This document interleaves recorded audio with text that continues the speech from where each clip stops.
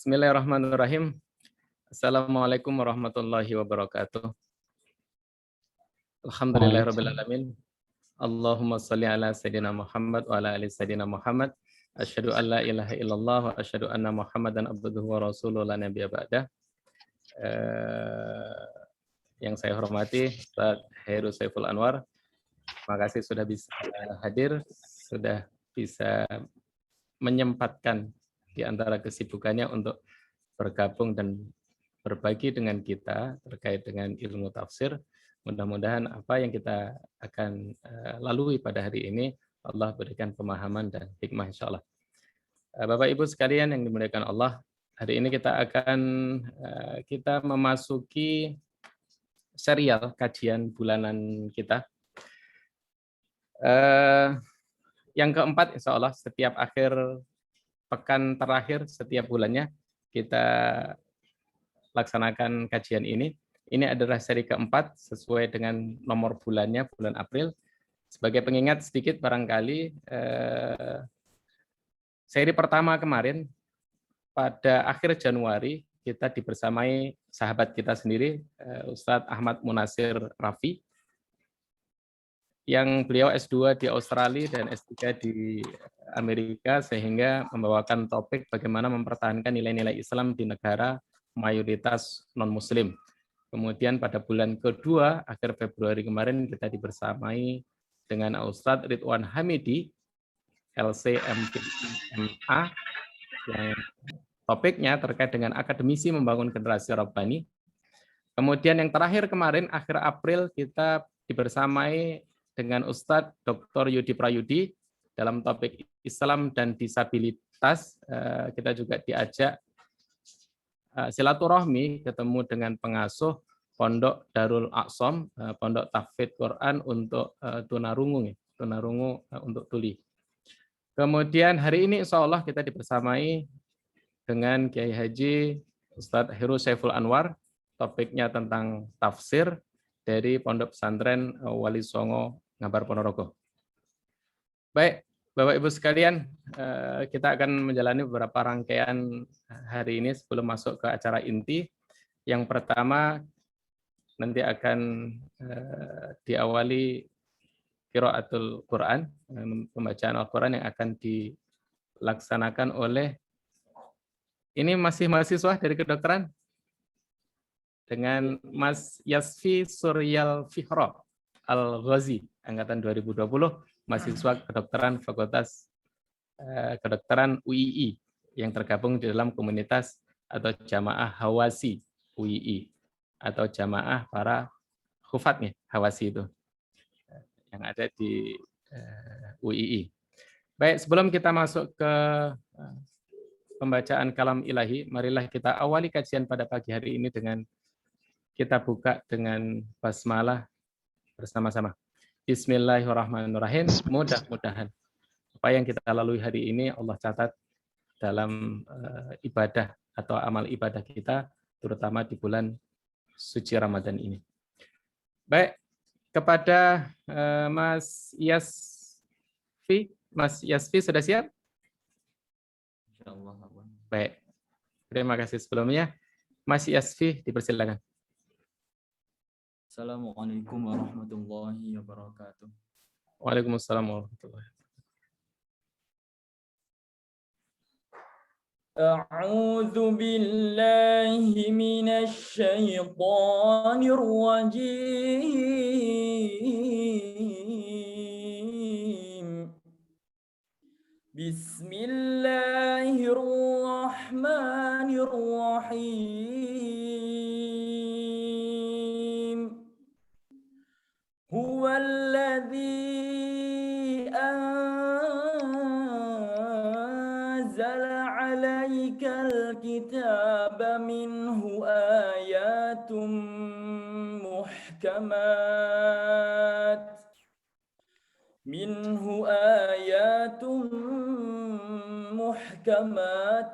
hunna ummul kitabi wa ukhra mutasyabihat.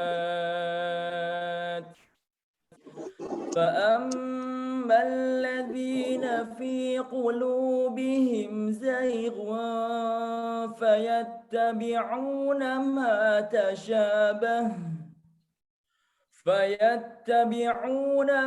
تشابه منه ابتغاء الفتنة وابتغاء تأويله وما يعلم تأويله إلا الله والراسخون في العلم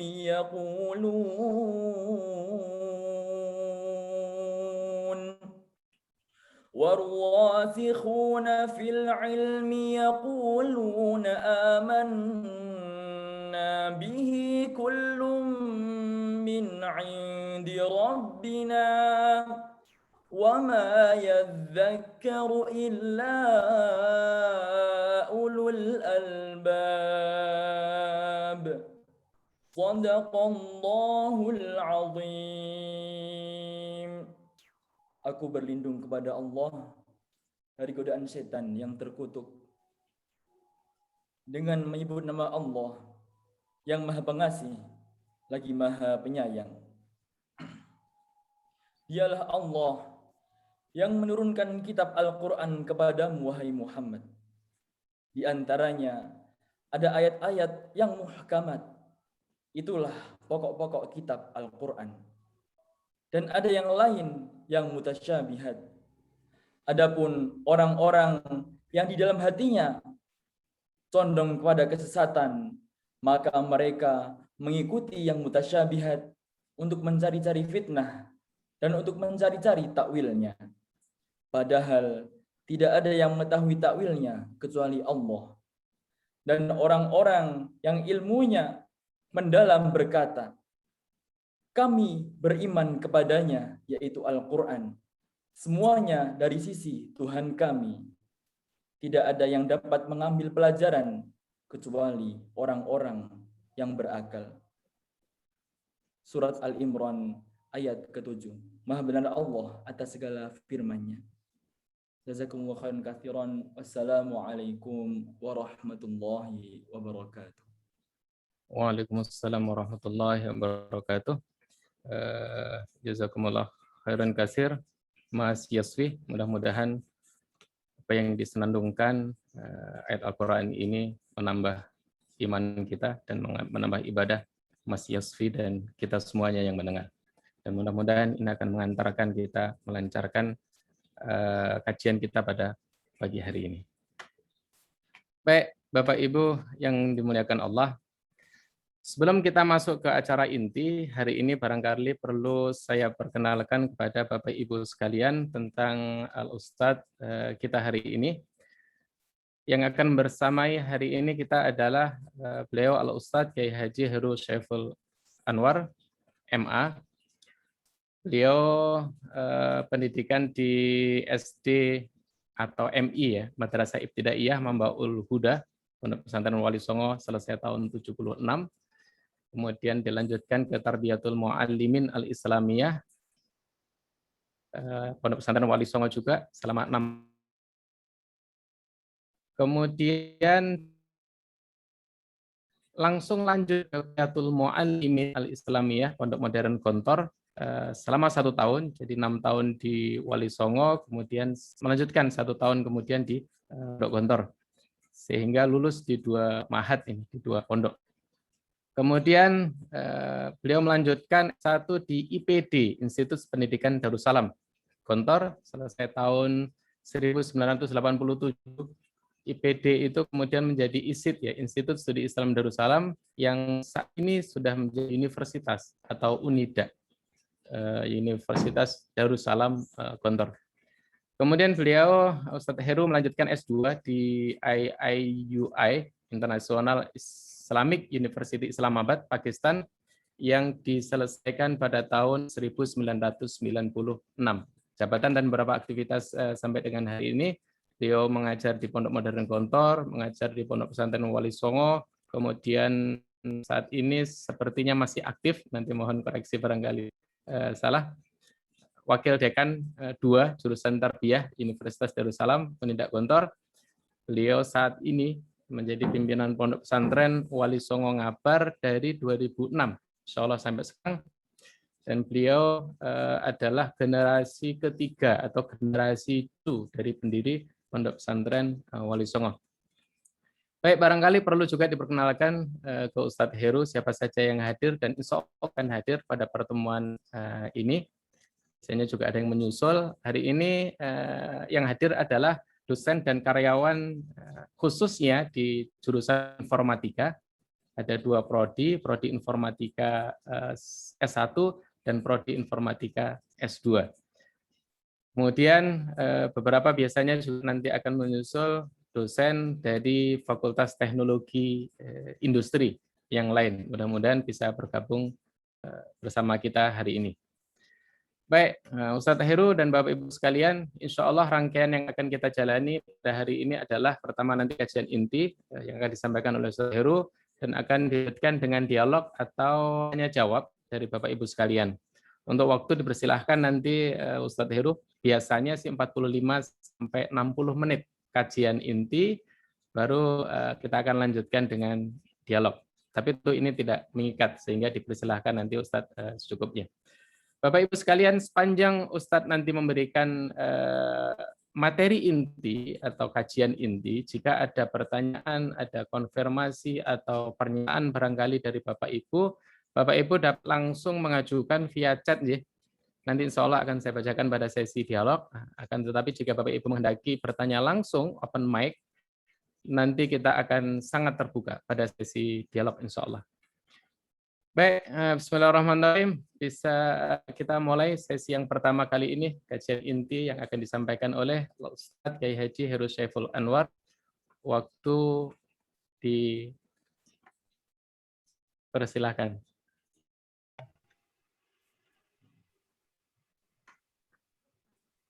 Baik. Matanya sisa. Dibuka dulu. Bismillahirrahmanirrahim. Assalamualaikum warahmatullahi wabarakatuh. Waalaikumsalam wabarakatuh. Alhamdulillahirabbil alamin. Al-Fa'il kitab al-karim. A'udzubillahi minasyaitonir rajim. Ramadan alladzi unzila fihi al-Qur'an hudan lin-nas wa bayyinatin minal huda wal furqan. Faman syahida minkum syahra falyasum. Asyhadu an la ilaha illallah wahdahu la syarika lah. Asyhadu anna Muhammadan abduhu wa rasuluhu la nabiyya ba'dah. Allahumma shalli ala Muhammad wa ala alihi wa ashabihi wa man tabi'ahu ila yaumil qiyamah. Bapak Ibu, dosen, karyawan, dan sivitas akademika yang ada di UII, khususnya di jurusan informatika yang berbahagia. Saya dihubungi oleh adik saya yang hari ini jadi host.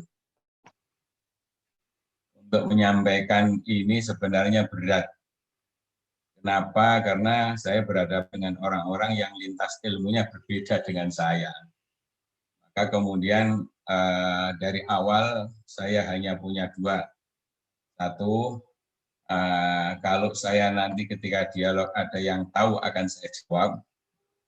Yang kedua, kalau nanti ada yang tidak tahu, maka saya akan menggunakan ilmunya Imam Malik dan Imam Ahmad bin Hanbal, karena la a'rif, saya tidak tahu.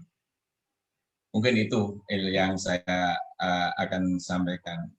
Sebagai prolog mengawali apa yang ingin saya sampaikan begini. Al-Quran, bagaimana diturunkan kepada kita, ada 2 yang harus kita yakini. Satu, bahwa Al-Quran itu benar-benar kitab Allah yang tidak ada keraguannya dan yang saat ini dan sampai yaumil qiyamah terbaik, terbenar. Kita sebagai seorang muslim, kita harus menyatakan yang terbaik, yang terbenar. Dan yang kedua, bahwa Al-Quran diturunkan itu yang sangat kita rasakan dalam kehidupan manusia adalah sebagai yang pertama, yang kedua. Jadi kan Al-Quran itu turun adalah sebagai petunjuk. Berarti kan ketika kita beli motor, mobil baru mesti ada bukunya, buku petunjuknya. Sekian kilometer harus diganti oli, sekian kilometer harus diservis, segala macam itu. Kan juga demikian.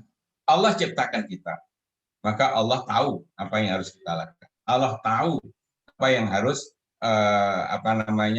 kita bersikap, kita hidup mulai saat ini sampai sampai akhir daripada bumi. Jadi ini kunci kita ini bahwa satu kita yakin bahwa satu-satunya kitab suci saat ini yang terbenar. Kunci kita adalah Al-Quran. Yang kedua bahwa Al-Quran semangatnya inilah yang kemudian menjadi petunjuk kunci di otak kita bagi seluruh manusia dalam disiplin ilmu, lintas kerja dan lain sebagainya. Maka kalau Al-Quran kita pakai, kita pegang, insya Allah akan menjadi petunjuk. Persis seperti yang dikatakan oleh Allah di dalam Al-Baqarah 185 yang tadi saya awali, Syahrul Ramadan alladzi unzila fil Qur'an hudan lin-nasi wa bayyinatin minal huda wal furqan. Jadi Al-Quran diturunkan pada Ramadan sebagai petunjuk kepada manusia. Bisa kita garis bawahi, hudan lin-nas, petunjuk kepada manusia. Artinya petunjuk kepada manusia mukmin, petunjuk kepada manusia kafir, petunjuk kepada seluruh alam ini. Mungkin secara sederhana saja, Al-Quran dibaca, bayi nangis. Yang kita lihat postingan bayi nangis bisa diam. Postingan yang lain kita tahu bagaimana kucing itu tidak mau melewati ayat Al-Quran, umpamanya dia akan mencari jalan lain dan sebagainya. Lewat Al-Quran, seseorang tiba-tiba dapat rezeki dan macam-macam. Kalau kita kembali kepada Al-Quran itu sendiri, Masya Allah, sangat luar biasa. Maka sekali lagi ini Al-Quran semangatnya sedemikian, hudan linas kepada seluruh manusia. Bahkan nanti kalau kita berangkat kepada bagaimana Al-Quran sebagai petunjuk, katakanlah umpamanya Pak Habibie ya. Pak Habibie ini ketika di Jerman, ini sering sekali kita dapatkan postingan dan sekian tahun yang lalu, sekian tahun yang lalu saya pernah mendapatkan postingan itu bahwa ketika beliau selalu nomor 2, kenapa orang Yahudi ini yang menang?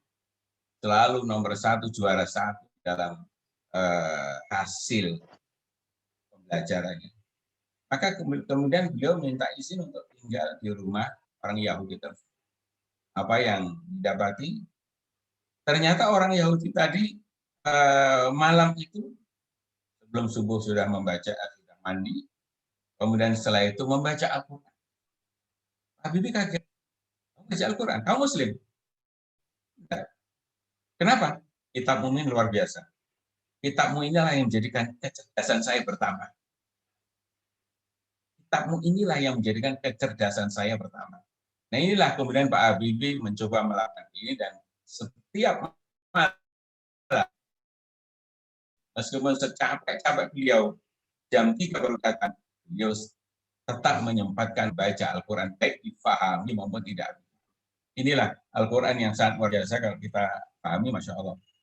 Kemudian katakanlah juga Pak M. Sedin, saya pernah beliau sama dulu di Gondor ketika masih IPD, itu datang menjadi Menteri Perumahan pada era Pak Harto. Beliau katakan bahwa saya ketika kuliah di Jerman, saya mampir ke tempat kawan saya. Kawan saya ini bukan Muslim. Begitu saya ke tempat kawan saya, ada di atas itu Quran yang sudah usang, sudah jelek. Kelihatan setiap hari dibaca.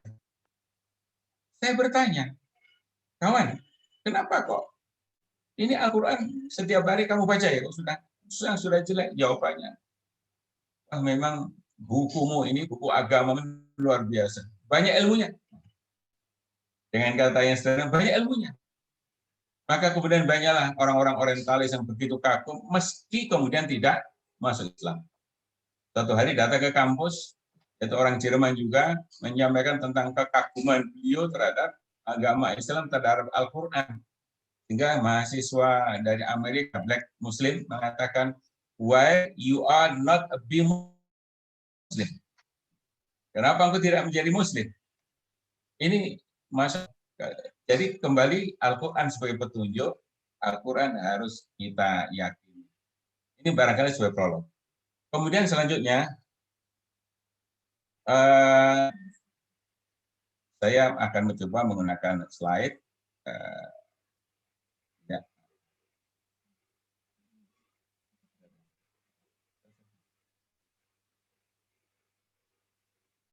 Ya.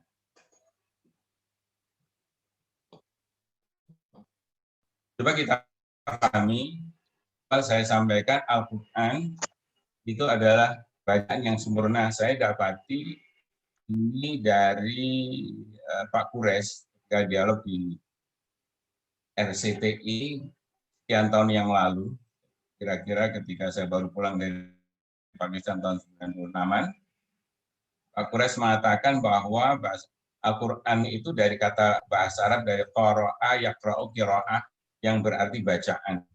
Kemudian dari qira'ah menjadi ki, menjadi ku, diakhiri dengan alif dan nun menjadi sigong. Artinya sigong balaghah itu sesuatu yang menyemangat, berarti bacaan yang sempurna.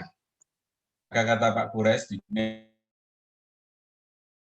ini tidak ada bacaan yang paling sempurna kecuali Al-Quran. Bahkan tidak ada kitab yang dibaca paling banyak, baik orang Muslim maupun orang kafir membaca kitab ini. Bahkan seorang Yahudi di Amerika hafal Quran, namanya. Ini yang membaca bahkan jutaan orang membaca Al-Quran, meski dia bukan seorang mukmin. Nah, kenapa? Al-Quran benar-benar bacaan yang sempurna. Kemudian Al-Quran, kalau kita lihat dari definisinya, firman Allah yang disebutkan kepada Nabi Muhammad dengan perantara malaikat Jibril dengan jalan mutawatir. Tertulis di mushaf, beribadah bagi yang membacanya, diawali surat Al-Fatihah, diakhir dengan surat An-Nas. Definisi ini kata Syekh Sobuni dalam kitabnya At-Tibyan, Ulumul Quran, halaman 8, beliau mengatakan ini definisi menurut kesepakatan mayoritas ulama. Tujuannya sudah saya sampaikan tadi. Al-Quran diturunkan, tolong dikunci di otak hati kita sebagai petunjuk dalam kehidupan apapun. Dalam kehidupan apapun. Jadi sekali lagi, saya ingin menggarisbawahi, Islam jangan hanya difahami hanya sholatnya, misalnya zakat, hajinya, bahkan ekonomi, bahkan pemerintahannya. Maka kalau sekian tahun yang lalu di Jakarta ribut masalah Al-Maidah 51 dan sebagainya, dan itu memang Al-Quran Islam itu ya di politik, ya di sosial, ya di ekonomi, ya di apapun. Maka di dalam surat Al-An'am sampai dikatakan ma faratna min syai', tidak ada satupun yang kami tinggalkan.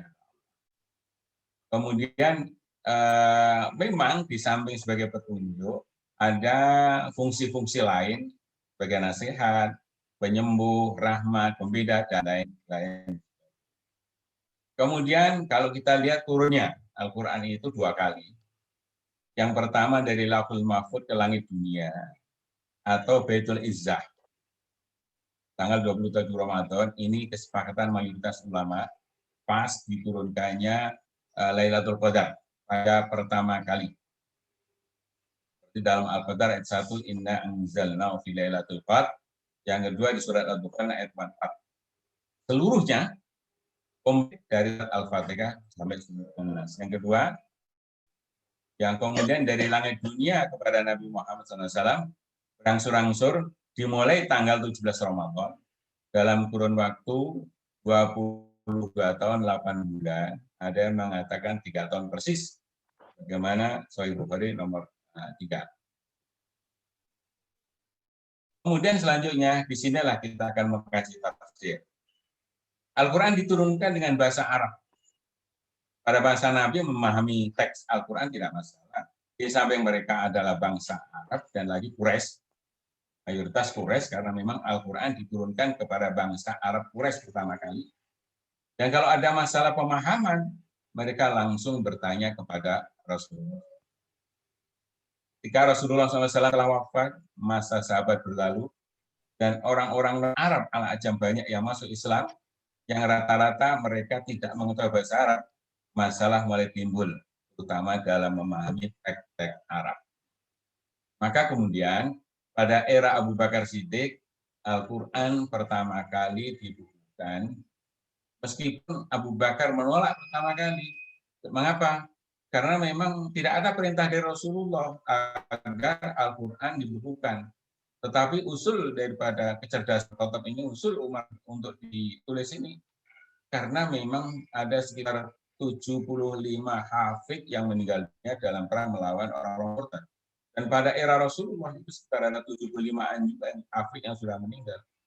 Jadi total sekitar 150 hafid yang sudah meninggal. Umar khawatir kalau ini tidak dibukukan, Al-Quran akan hilang.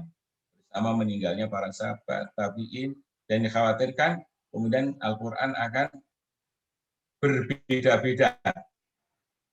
Kemudian kedua, pada masa Khalifah Utsman, dibukukan kembali dengan mengembalikan bacaan Al-Quran sesuai dengan diturunkannya kepada bangsa Arab Quraisy. Mengapa? Karena memang Arab itu berbagai macam lahjah. Maka kemudian ketika murid-murid para sahabat berantem masalah bacaan, atas usul daripada Abu Hudzaifah Al-Yamani, salah satu orang dekatnya Sayyidina Utsman bin Affan, ketika baru pulang dari Armenia, Georgia di Rusia saat itu, beliau kemudian memohon untuk dibukukan kembali sesuai dengan lahjah Arab. Kemudian semakin banyaknya non-Arab yang masuk Islam saat itu, kemudian Khalifah Ali bin Abi Thalib menyuruh Abu Aswad Ad-Du'ali untuk memberikan harokat kepada Al-Quran. Maka selesai sempurna Al-Quran. Kemudian, sementara di kalangan sahabat yang dianggap ahli di dalam penafsiran Al-Quran adalah Ali bin Abi Thalib, Abdullah bin Mas'ud, Abdullah bin Abbas, Ubay bin Ka'ab, dan Abdullah bin Umar. Mungkin sedikit salah satu dari para mufassir kalangan sahabat ini, Abdullah bin Abbas. Orang ini adalah sepupu Rasulullah, putra pamannya. Ini sering datang ke rumah beliau, bahkan disuruh oleh ayahnya untuk belajar agama. Bahkan menginap di rumah beliau ini sering. Bahkan ketika baru lahir, beliau oleh Rasulullah ditahnik.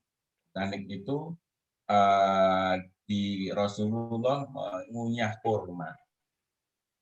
Dan kurma itu dicampur dengan madu, kemudian ditaruh di bibir bayi yang baru lahir, kemudian di langit-langit mulutnya, kemudian setelah itu Rasulullah mendoakan Allahumma alim hikmata wa ta'lim.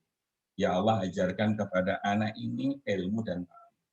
Maka di kemudian hari, kalau orang belajar tafsir tidak mengenal Ibnu Abbas atau Abbas, maka kemudian dianggap tidak mengerti tafsir. Kalau di kalangan orang-orang yang belajar. Nah, pasca sahabat Nabi, sebagai sumber tafsir Al-Quran pertama, banyak kalangan Arab yang mereka masuk Islam dan memerlukan pemahaman Al-Quran yang lebih komprehensif. Muncullah ilmu tafsir. Dan penafsiran Al-Quran menggeliat di mana-mana, namun tidak bisa dilepaskan dari perkembangan ilmu hadis.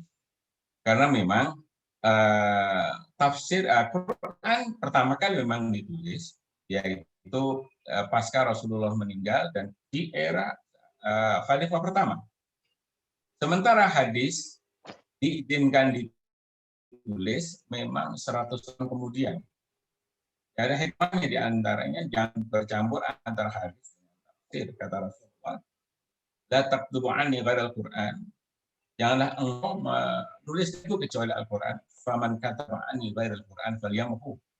Barang siapa yang di antara kalian menulis dari selain Al-Quran, maka hendaklah dihapus. Haditsu anni fala kharaj. Maka kemudian sampaikan hadis itu dan itu terserah, tidak masalah. Itu adalah memang peringatan Rasulullah dari awal tentang masalah ini. Sementara Al-Quran juga disampaikan dari mulut diajarkan oleh para sahabat, para tabi'in dan sebagainya, tapi belum muncul bentuk. Maka ide-ide penafsiran kemudian muncul sebenarnya baru di abad kedua dan ramai di abad ketiga, ramai. Pertama pada masa Alim Tobari dan seterusnya, diawali dengan tafsir riwayat dan nanti berkembang menjadi dirayat dan lain sebagainya. Nah, kemudian perkembangan tafsir akhirnya sangat luar biasa. Mengapa? Masing-masing ulama itu menafsirkan sesuai dengan ikhtiar kecenderungan. Kalau dia itu senang dengan hukum, dia akan menafsirkan Al-Quran sesuai dengan hukum. Saya kasih contoh satu aja, umpamanya begini. Bismillahirrahmanirrahim, dengan nama Allah yang Maha Pengasih lagi Maha Penyayang. Orang tarbiyah, orang pendidikan akan mengatakan bahwa semua amalan kita akan berarti kalau kita awali dengan Bismillahirrahmanirrahim. Ini memang perintah daripada Rasulullah. Nah, sementara kalau Bismillah dari sisi hukum, umpamanya saya menyembelih kambing menggunakan Bismillah atau tidak, maka kemudian muncul berbagai mazhab. Karena apanya? Kalau yang saya tahu, Imam Hanafi itu membaca Bismillah itu hukumnya wajib. Karena ketika kami di Pakistan, India, dan Asia Tengah rata-rata kebanyakan adalah mereka bermadzhab Hambali. Jadi itu wajib. Kalau kita menyembelih ayam kok tidak pakai Bismillah, maka dianggap bangkai, tidak halal. Sementara Maliki, Syafi'i sama Hambali membaca Bismillah itu hukumnya sunnah saja, tidak menjadi. Maunya satu tidak masalah hukum. Belum lagi nanti masalah pendidikan, belum lagi nanti masalah akidah, belum lagi nanti masalah ilmu, belum lagi berbagai masalah. Maka kemudian penulisan Al-Quran itu sesuai dengan kecenderungan daripada masing-masing masing-masing tafsir.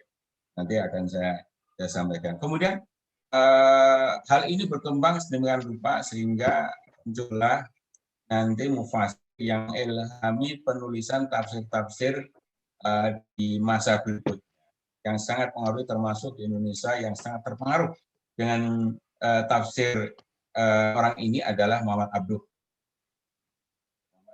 Bahkan kalau tidak salah bukunya Muhammad Abduh namanya Risalatul Tauhid itu menjadi bacaan wajib para pejuang, para ulama di wilayah Sumatera Barat. Jadi kalau mereka tahu agama kok nggak membaca Risalatul Tauhid punya Muhammad Abduh, dianggap tidak sah sebagai ulama pada masa itu. Bersama muridnya, beliau Muhammad Abduh Rasyid Ridho, yang memang secara penulisan memang Rasyid Ridho, tapi kemudian ide-idenya dari Abduh. Serta guru keduanya, Jamaluddin Al-Afghani dengan tafsirnya saya ingin mencoba menyampaikan karena ini betapa pentingnya, karena ini semangat penafsiran Abduh itu dipengaruhi juga oleh sumpah perjuangan beliau. Kenapa? Karena Abduh itu baru menulis, baru mau, karena satu yang minta berkali-kali adalah muridnya, Rasyid Ridho, Guru, mohonlah tafsir Al-Quran ditafsirkan.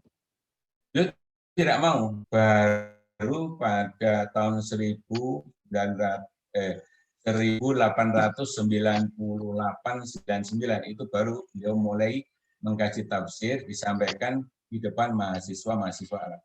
Dan kemudian tulisan beliau itu kemudian ditulis oleh Rasyid Ridho, dan setelah itu dibaca oleh beliau, tambah dikurangi, kemudian dimunculkan di majalah Al-Manar. Al-Manar itu aslinya adalah nama sebuah majalah. Tapi kemudian tafsir beliau hanya sampai surat An-Nisa ayat 100. Nah, sumpah inilah yang juga banyak dipegang, diketahui para pejuang di Sumatera Barat khususnya dan para pejuang yang ada di tanah Jawa pada saat itu. Kata beliau, saya bersumpah atas nama Allah bahwa saya akan berpegang teguh kepada kitab Allah, Al-Quran, dalam segala amal bakti dan sikap moral saya tanpa penyimpangan dan penyesalan.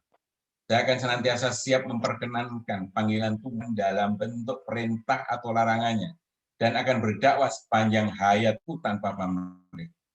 Saya bersumpah atas nama Allah yang memiliki roh dan harta benda saya, yang genggam nyawa serta mengendalikan segenap perasaan saya. bahwa saya akan rela mengorbankan apa yang ada pada diri saya untuk menghidupkan rasa solidaritas Islam, Islamiyah yang mendalam. Saya bersumpah atas nama kehebatan dan kekuasaan Allah bahwa saya tidak akan mendahulukan kecuali apa yang diprioritaskan oleh agama Allah, dan tidak akan mentakhirkan atau mengakhirkan kecuali apa yang dikemudiankan oleh Allah, dan tidak akan melangkahkan suatu langkah kalau akan membawa kerugian bagi agama, sedikit atau banyak. Dan saya berjanji kepada Allah bahwa saya akan selalu berdaya upaya mencari segala jalan dan peluang untuk kekuatan Islam dan Muslimin. Nah, Abduh inilah yang kemudian di kemudian hari mengembalikan orientasi-orientasi penafsiran yang lain kepada satu kata, bahwa Al-Quran adalah petunjuk bagi seluruh manusia. Selanjutnya, kalau kita memahami, kita coba belajar tafsir secara sederhana aja. Kata tafsir dari kata al-fasl yang artinya memeriksa, membuka.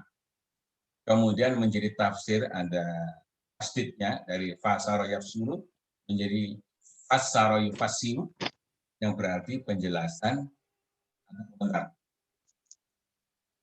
Dalam makna istilah atau definisi yang kita sering yang sederhana saja saya sampaikan bahwa tafsir itu bayan kalamullah, bayan kalamillah, atau annahul mubayyin li alfadil Quran wa mafhumiha. Penjelasan firman Allah atau penjelasan lafaz-lafaz Al-Quran dan pemahaman-pemahaman di dalamnya.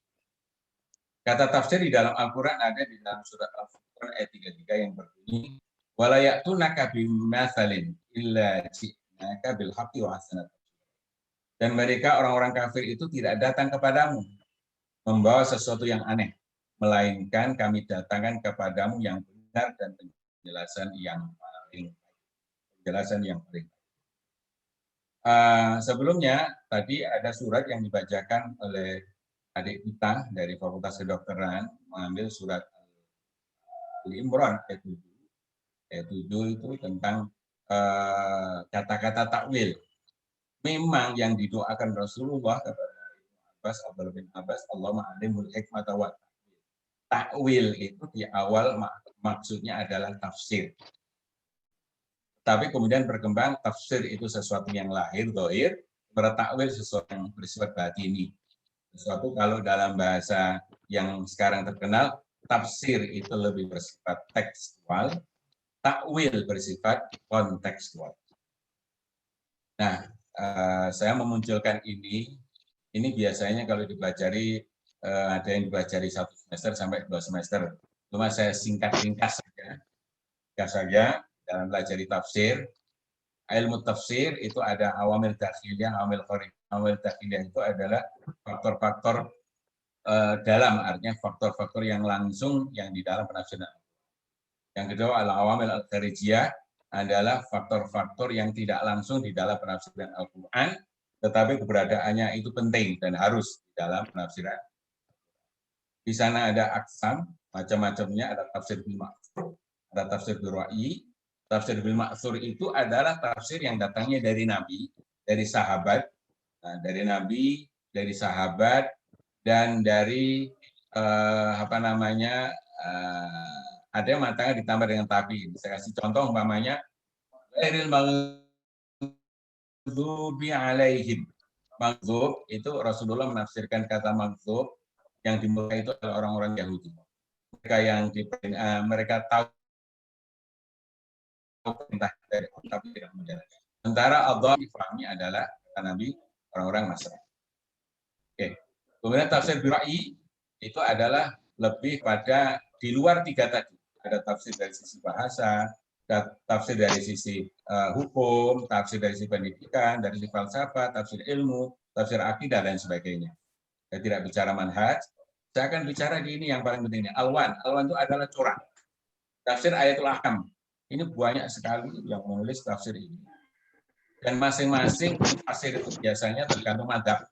Kecuali beberapa orang yang memang tidak cenderung pada satu madzhab. Contoh, namanya yang paling besar adalah tafsir Al-Qurtubi. Tafsir Ayatul Ahkam, Imam Al-Qurtubi, orang Cordoba ini, menafsirkan Al-Quran dalam tafsir hukum, ada sekitar 10 jilid. yang diilhami dari tafsirnya gurunya yang namanya Ibnu Atiyah dalam tafsir Al-Mahrar Al-Wajiz tafsir Quran. Kemudian itu mazhabnya Maliki.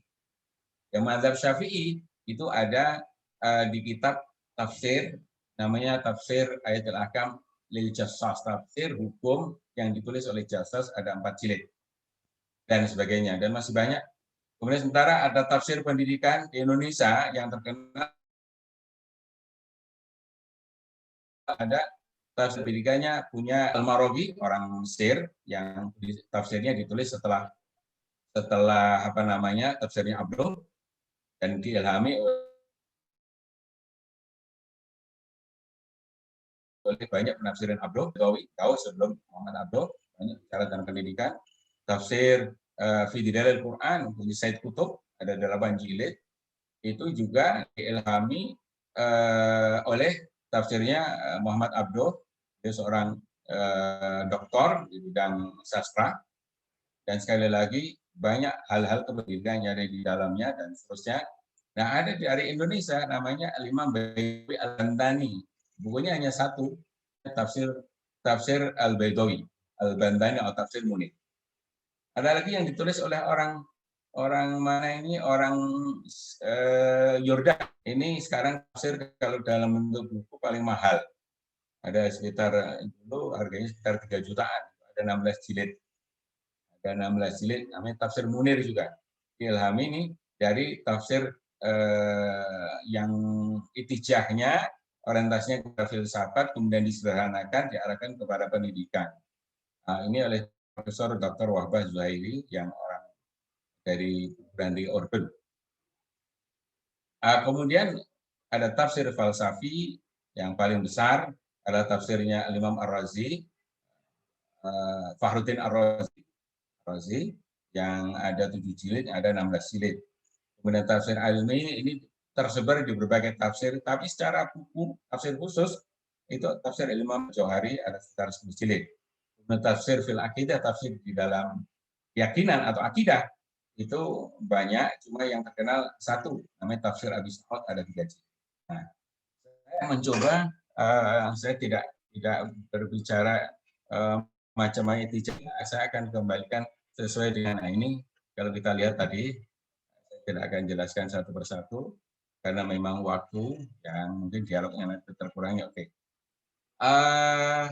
Tadi kita sudah bicara tentang ini, tentang berbagai objek di dalam masalah penafsiran.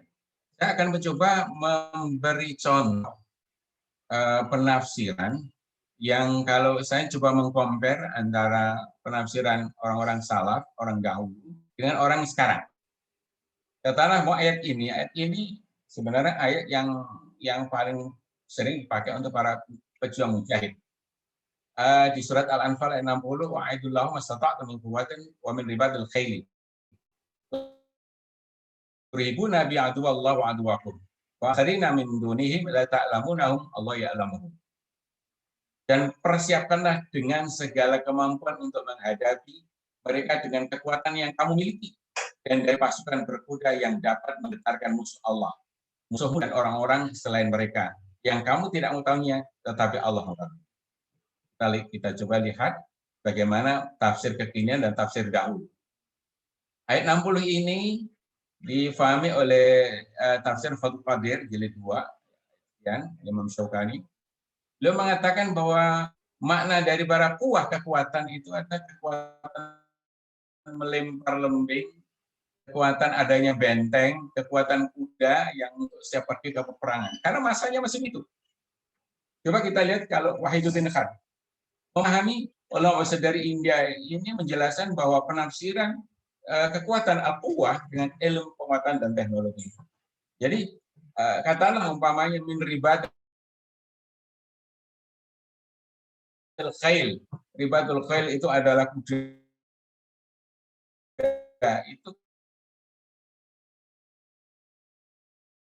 kemudian beliau bahkan sampai memiliki dan yang menakutkan musuh Allah dan musuh kalian.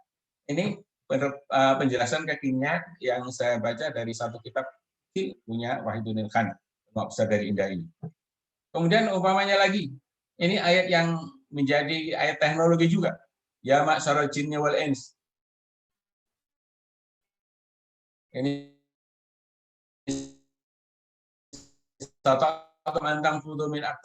secara terjemah biasa. Golongan jin dan manusia, jika kalian mampu menembus melintasi penjuru langit dan bumi, maka tembuslah. Kamu tidak akan mampu menembusnya kecuali dengan kekuatan. Apa maksudnya? Penafsiran salaf, Ibnu Katsir umpamanya yang hidup pada meninggal 1372 Masehi mengatakan, kalian semua tidak akan mampu mengalihkan dari perintah Allah dan kekuasaannya. Dan kamu tidak untuk lari dari kemanapun kalian pergi. Dengan kekuatan apapun kalian tidak mampu. Penafsiran modern, pengertian sultan, kekuatan adalah kekuatan ilmu, pengetahuan, dan teknik. Maka menembus langit, maka muncul pesawat-pesawat yang kita sama-sama ketahui di era dan seterusnya. Oke, sekarang coba kita memahami bahasa Iqra pada masa Rasulullah. Ini memang ayat ini adalah ayat yang sangat fenomenal bagi saya, ayat yang luar biasa. Mengapa? Karena disinilah sebenarnya Islam itu kalau dibilang bertentangan dengan ilmu pengetahuan, ini bertentangan dengan surat ini. Semangat belajar itu ada di sini. Semangat meneliti itu ada di sini.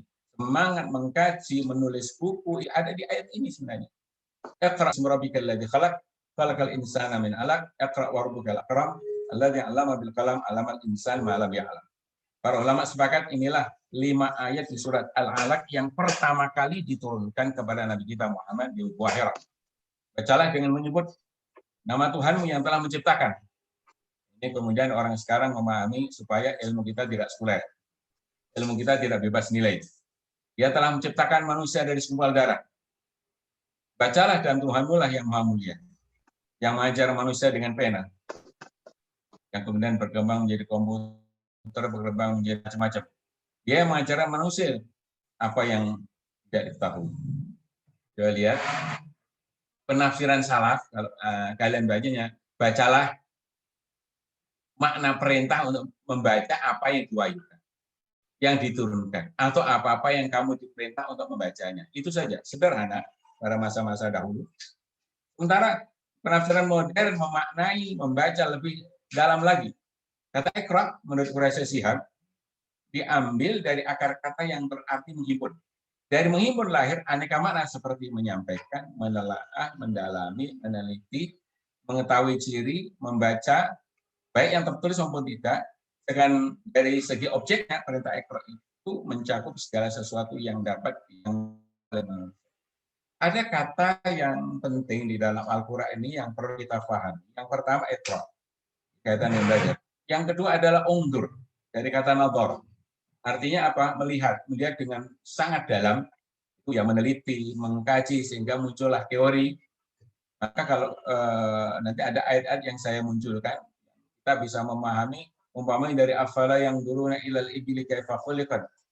Tidakkah kau perhatikan bagaimana onta diciptakan? Tidakkah engkau perhatikan? Itu menggunakan nadhara. Nadhara itu melihat dengan cermat, dengan seksama, diteliti dengan tepat. Tidak hanya sekedar melihat bahasa Arab. Ro'a yara, melihat, tidak. Tapi lebih dalam lagi. Maka kemudian bahasa teori, muncul kemudian teori, itulah menggunakan istilah nadhariyah. Jadi ada nadhara, kemudian ayat terkait dengan banyak sekali kita disuruh berpikir, kita disuruh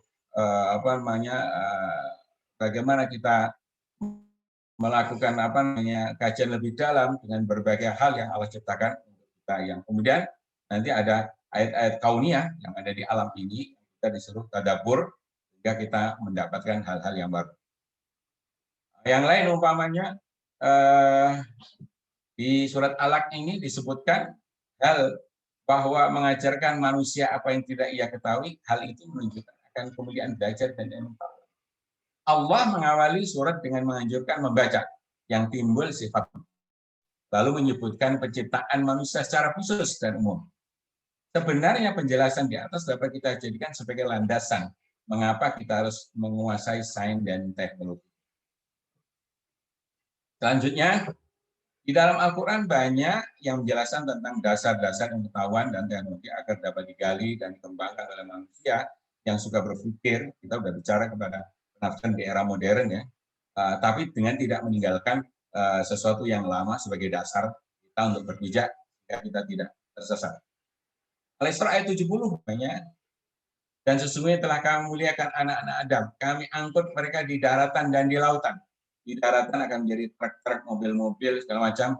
Di lautan menjadi, kemudian menjadi kapal-kapal dan sebagainya. Kami beri mereka rezeki dari yang baik-baik dan kami lebihkan mereka dengan kelebihan yang sempurna atas kebanyakan makhluk yang telah kami ciptakan. Kemudian dalam konteks sains, Al-Quran mengembangkan beberapa langkah atau proses berikut. Pertama, Al-Quran memerintahkan kepada manusia untuk mengenali secara seksama alam sekitarnya seraya mengetahui sifat-sifat dan proses-proses alamiah yang terjadi di dalamnya. Perintah ini, katakanlah wahai Muhammad, perhatikan dan nazar apa yang ada di langit dan di bumi. Dalam kata unzuru, perhatikan, tadi sudah saya sampaikan bagaimana unzuru menjadi nazariyat yang artinya teori. Baikuni memahaminya tidak sekedar memperhatikan, baikuni nuklir, dengan pikiran kosong, tetapi melainkan dengan perhatian yang seksama terhadap kebesaran Allah dan makna dari gejala alam yang mati. Perintah ini tampak jelas lagi di dalam firman Allah dalam surat Al-Ghaziyah 17:20. Kalau yang turunnya ila libili kaifa khuliqat, tadi saya sampaikan, wa ila sama'i kaifa rufi'at, wa ila al-jibali kaifa nusibat, wa ila al-ardi kaifa sutihat.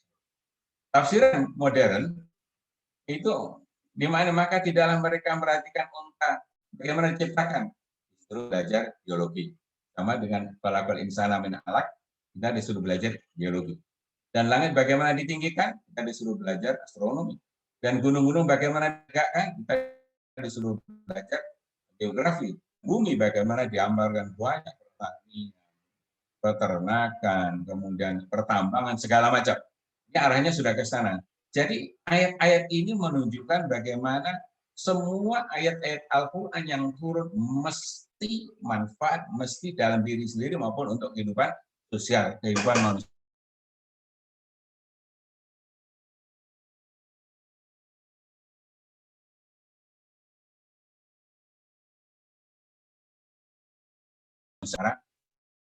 Secara umum. Bisa juga umpamanya dalam ayat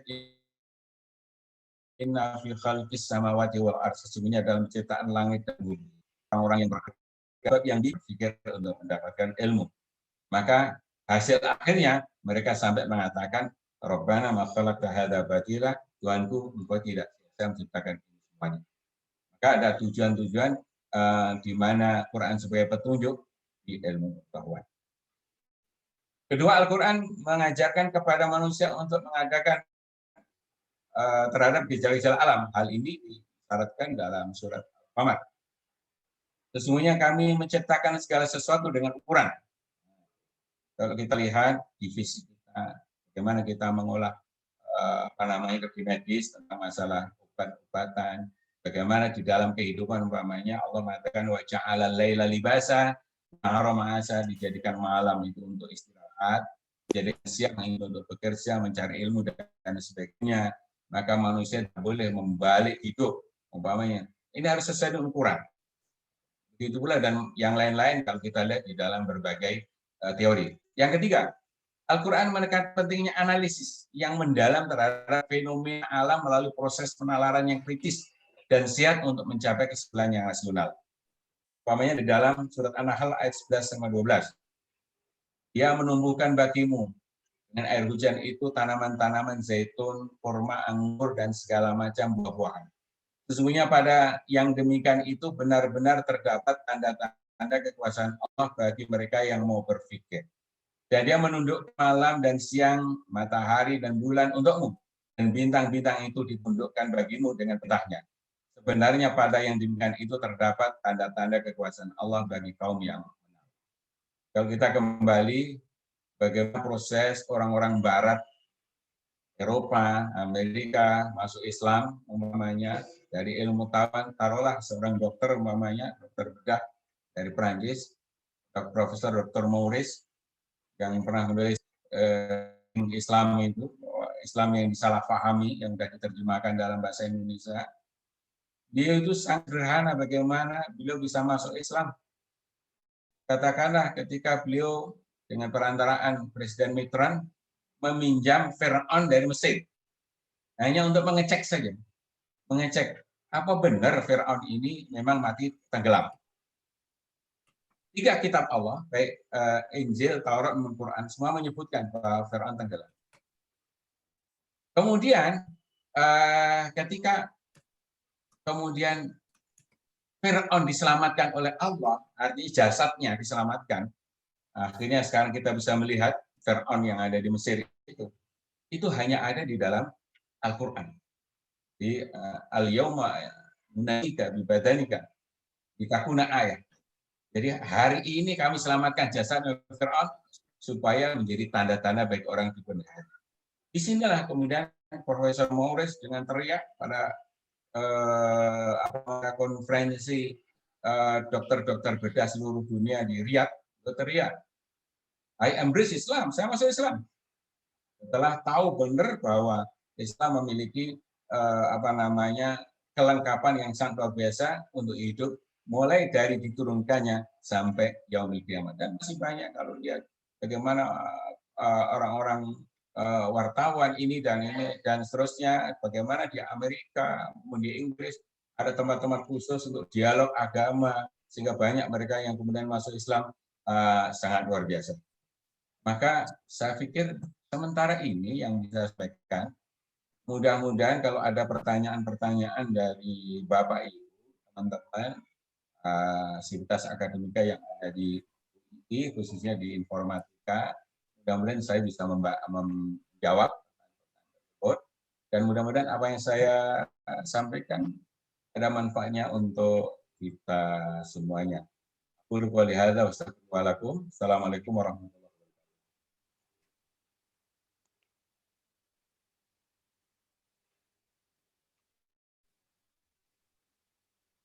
Ya, waalaikumsalam warahmatullahi wabarakatuh. Sekarang Ustaz Heru, beberapa kali putus di tempat saya. Panjang, tidak terlalu lebar karena banyak sekali. Sebentar, the host ask you to, oke, sebentar.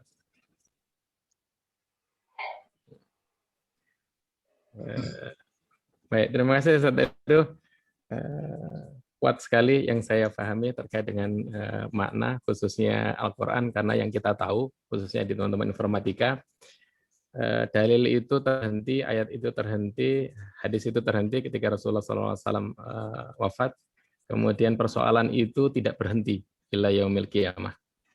Sehingga saya baru, oh tadi berarti ada tafsir dari salaf, komentar dahulu, sama tafsir modern. Karena persoalan itu akan terus berkembang dan terus bertambah. Bapak Ibu sekalian yang saya hormati, barangkali di awal ini kita buka pertanyaan dari chat, belum ada yang masuk. Ya, boleh baik, bertanya, Pak. Silakan Pak Faisal yang mengawali. Terima kasih sebelumnya. Ustadz, tadi saya bertanya Ustadz ya tentang objek dari kajian itu kan sebenarnya ada 2, syahadah dan gaib. Jadi yang nyata dan yang gaib. Kalau yang nyata itu ya jadi sains teknologi itu adalah kumpulan pengetahuan yang tersusun secara sistematis, rasional, objektif yang dapat dibuktikan kebenaran secara empiris. Ya. Tapi kalau tentang gaib ini gimana, Kiai? Ya. Karena tidak banyak dibicarakan tentang yang selama ini yang dihadapi, karena mungkin yang dapat ditangkap oleh indera kita itu alam nyata, alam sahada gitu. Ya. Kalau alam gaib ini gimana anunya? Metodologinya gitu untuk dapat mengetahui lebih dalam lagi seperti sains dan teknologi. Saya kira mungkin gitu.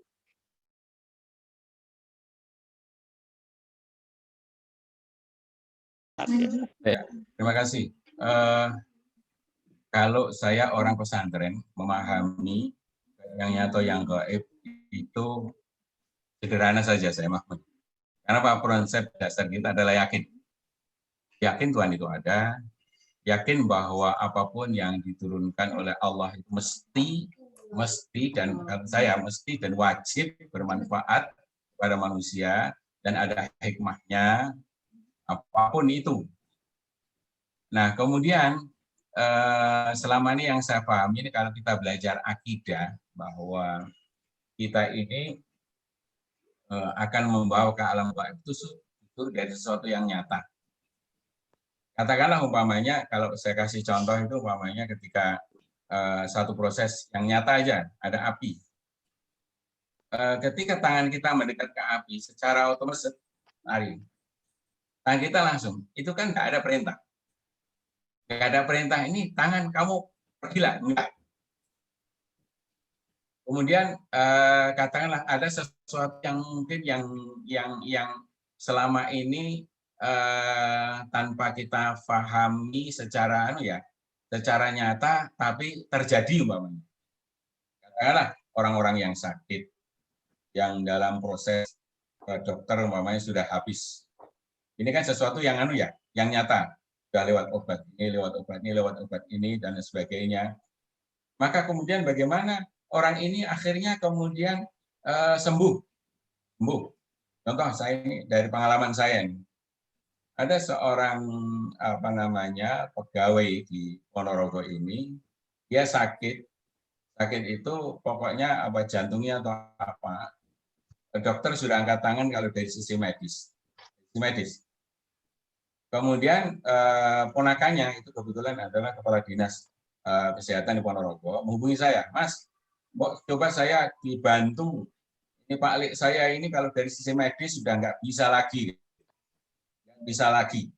Nggak sembuh, belum sembuh sampai sekarang. Coba dibantu. Ya, saya coba Mbak ya, pakai doa. Gitu aja sederhana, pakai doa. Kemudian dia datang dan keluarganya, kemudian saya coba ajak sholat. Ketika saya sholat itu rakaat pertama dia berdiri, rakaat kedua ketiga sudah duduk. Saya coba pegang dadanya, yang sakit mana tuh? Dada, Pak. Saya pegang dadanya, sederhana, saya baca Fatihah. Kemudian setelah itu saya membaca Fatihah, baca hadis Nabi Allahu Rabban Nas, Abdul Basa Ishq Anta Syafi, Anta Syafi la sifa ila sifaus, beberapa kali. Udah itu aja sederhana saja saya. 1 minggu kemudian tiba-tiba Mbak Riri ini ngebel saya, ngecat, Mas, ada apa Mbak? Pak Lik saya alhamdulillah sudah ngantor, sudah sehat. Ini kan secara ini kan ya hal-hal yang apa ya? Kita yakini hal yang bersifat gaib yang memang sederhana dalam Quran. Fa idza maritu fa huwa yashfi. Kata Allah, kalau aku sakit, maka Allah lah yang menyembuhkan. Dalam hadis semuanya disebutkan juga likul lidah dawa, setiap penyakit ada obat dan seterusnya. Yang lain umpamanya masalah-masalah yang bersifat akidah yang juga berkembang jauh hari sebelum Nabi Muhammad pada masa Ashabul Kahfi umpamanya. Itu mereka sudah mengatakan bahwa Tuhan sesuatu yang kita yakin itu yang nyata-nyata saja, bukan yang gaib. Kemudian bertanya dengan sederhana, Tuhan kepada orang yang tidak percaya Allah tadi, Tuhan punya otak enggak? Ya, saya punya. Di mana otak? Boleh saya lihat. Bentuknya kayak apa? Dan proses kerjanya kayak apa? Dan seterusnya, dan seterusnya. Dan itu ternyata kemudian menjadikan menjadikan orang ini kemudian melarikan diri karena memang sekali lagi masalah petunjuk itu dari Allah. Jadi kalau bahasa pesantren itu namanya iman itu diyakini. Jadi kalau dan sesuatu yang nyata itu yang membawa manusia kepada yang gaib sebenarnya, yaitu Tuhan kita Allah. Mungkin itu yang bisa saya jawab. Terima kasih.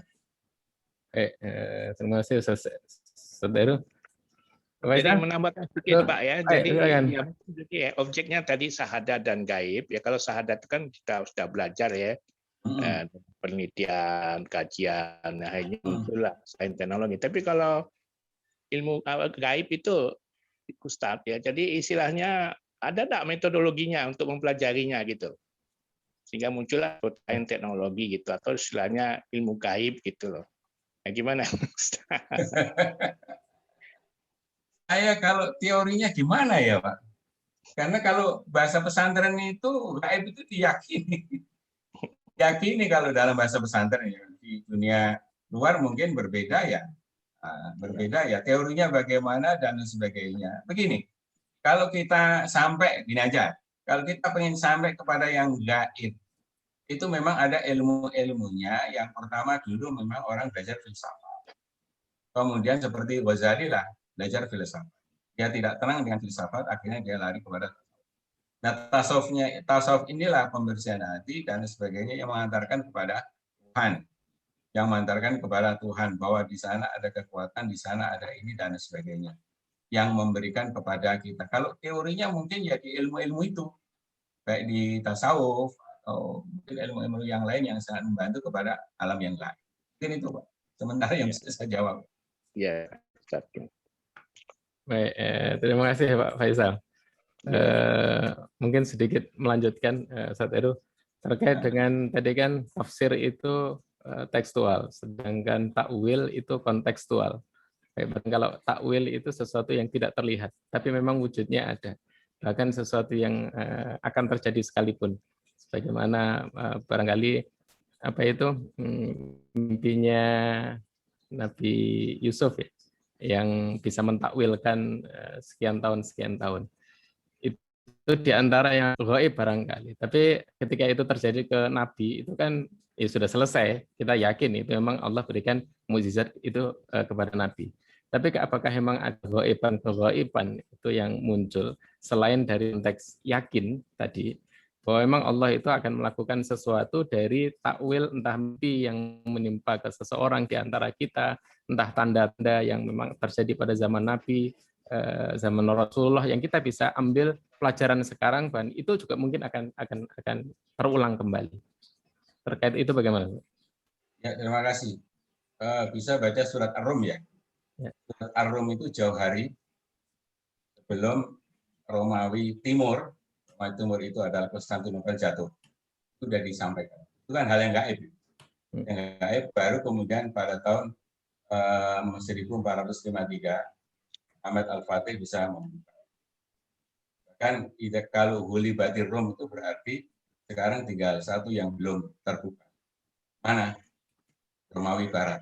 Romawi Barat itu kalau dalam bahasa Quran itu ya Eropa, Amerika. Nah, apakah nanti akan ke Islam? Oke, sangat besar kemungkinan. Coba lihat bagaimana dilihat Islam di Eropa dan Amerika, bahkan di Rusia sekalipun, bagaimana kita melihat seperti itu. Ketika Islam diinjak-injak, Islam dibilang teroris, Islam dibilang ini dan sebagainya. Tapi ini benar nyata, yang gaib itu akhirnya setelah itu muncul. Tadi kemudian kata-kata Rasulullah bahwa nanti ketika datang kiamat itu, katakanlah satu wilayah di dekat Yahudi yang di situ ada tempat penyimpanan air yang dipakai oleh orang-orang sekitar Israel sana itu. Kemudian diantaranya lagi bagaimana Yahudi umpamanya tiba-tiba menanam pohon warpat besar-besar karena hanya satu hadis Nabi bahwa orang-orang Yahudi nanti akan kalian bunuh kecuali mereka yang berlindung. Bagaimana mereka ribuan bahkan nggak tahu ribuan hektar pohon warpat hanya kalau susah Yahudi kemudian dia akan akan dibunuh oleh umat Islam itu, maka sudah mereka bisa selamat di pohon warpat. Itu betapa mereka secara lahir, secara ini tidak yakin kepada Islam, tetapi mereka justru yakin bahwa hal itu akan datang. Hal-hal yang gaib yang Rasulullah sampaikan jauh hari kepada kita itu ya betul-betul nyata. Dan banyak kalau bisa dilihat di Sahih Bukhari itu di kitab Al-Fitan. Sahih Bukhari itu kitab Al-Fitan itu menjelaskan masa depan. Karena fisiologi ya, ilmu masa depan. Bagaimana masa depan dunia itu, baik Al-Quran maupun hadis-hadis Nabi menyampaikan sedemikian rupa, Dan satu persatu kenyataan itu kemudian muncul. Bawahnya sekarang ini umat Islam bertambah luar biasa banyak. Tapi apa kata Rasulullah? Bahwa kalian seperti buih, tidak punya kekuatan, seperti buih. Dan ketika Rasulullah mengatakan, kamu akan kalah. Kamu akan kalah. Kenapa ya Rasulullah? Apa jumlahnya sedikit? Enggak. Jumlah kalian banyak besar. Tetapi kekuatan kalian seperti buih, tidak ada kekuatan sama sekali. Cuma nanti kemudian pada masa Al-Mahdi nanti akan muncul kekuatan-kekuatan yang kita bicara, mohon maaf ini keluar dari ranah tafsir, ranah hadis, akan muncul Mahdi, kemudian Dajjal segala macam sampai kemudian datangnya kiamat, So, bagaimana dalam hadis umpamanya bahwa suatu saat nanti manusia itu tidak ada yang miskin, semuanya orang itu punya. Sekarang itu sudah kita rasakan. Bagaimana kita mau makan nasi beras saja susah. Tapi sekarang itu lauk itu namanya segala macam. Kita dulu saya kecil makan ayam itu mungkin 1 tahun sekali atau 1 tahun 2 kali saja. Sekarang bisa jadi hampir setiap hari. Tinggal lari aja, undangan sana, undangan sini. Kalau pengen yang seenak, tinggal milih aja. Ini pagi makan ini, siang bahkan kadang-kadang merawat kembali ke asli. Karena sudah bosannya. Dan bagaimana kita membagi zakat saja, zakat fitrah semuanya. Ini siapa yang miskin di antara kita ini? Tinggal orang dapat 2 kali, dapat 3 kali, dapat ini dan sebagainya. Artinya apa? Hal-hal yang gaib yang disampaikan oleh Rasulullah dahulu sekarang sudah nyata. Dan banyak sekali kalau kita bicara sekitar bagaimana kehidupan yang akan datang dari yang gaib kemudian menjadi yang nyata. Makanya kemudian ketika apalah yang turun, coba Bapak Ibu perhatikan apa yang dilakukan oleh Muhammad bin Musa Al-Khawarizmi yang barangkali yang sangat terkenal dengan matematikanya. Dia pernah suatu hari dipanggil oleh Al-Ma'mun, Khalifah ke-7 Bani Abbasiyah. Kemudian beliau disuruh untuk jalan-jalan menemukan ilmu-ilmu baru. Dan itu yang sangat dibenci oleh ulama matematik pada masanya. Karena apa? Kalau umpamanya menyelesaikan satu teori matematik dalam 4-5 langkah baru selesai, dia bisa 2 kali langkah bisa selesai. Dan itu yang paling dibenci kata Abdullah Ma'mun kepada beliau. Dia kemudian dari situ sudah mencoba memahami ayat-ayat Al-Quran itu umpamanya bahwa bumi ini bundar. Ternyata kalau lihat sejarahnya itu, beliaulah yang pertama kali membuat peta bundar. Selama ini, sebelumnya, peta itu dijejeri. Ini Eropa, ini itu. Dan masih banyak kalau kita lihat bagaimana sebenarnya ayat-ayat ini yang dulu kemudian dinyatakan. Tadi saya sampaikan bagaimana afala yang dulunya ilal ibil, bagaimana unta diciptakan menjadi ilmu biologi. Dari sesuatu yang mungkin masih diteliti jadilah ilmu-ilmu. Khalaqal insana min alaq, penciptaan manusia menjadi ilmu biologi, kedokteran, macam-macam. Itulah yang mungkin barangkali kalau kita kembali kepada ayat-ayat munhadasatus Nabi terkait dengan masa depan yang gaib dan bisa jadi nyata. Tapi kalau suruh menyatakan Allah, bagaimana bisa kita lihat dengan mata kita, sebagaimana permintaan Bani Israel. Wa idh qultum ya Musa lan nu'mina laka hatta narallaha jahratan. Wahai Musa, kata Bani Israel, kami tidak akan beriman sehingga kami bisa melihat Allah dalam alam yang nyata. Lah itu yang kemudian tidak mungkin yang kita lakukan dari gaib seperti itu. Dan nanti termasuk surga, neraka segala macam itu kan kajian-kajian yang hal-hal yang bersifat. Ya, terima kasih. Baik. Terima kasih Ustaz Edo. Kalau Bani Israel itu memang vulgar ya. Kalau minta ya, itu sangat. Langsung. Musa, tolong tunjukkan. Allah langsung menghadirkan.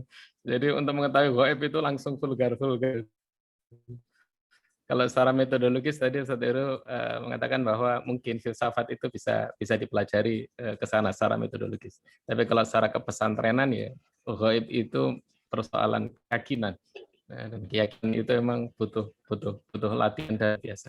Baik, ada pertanyaan seseorang di sini sebentar.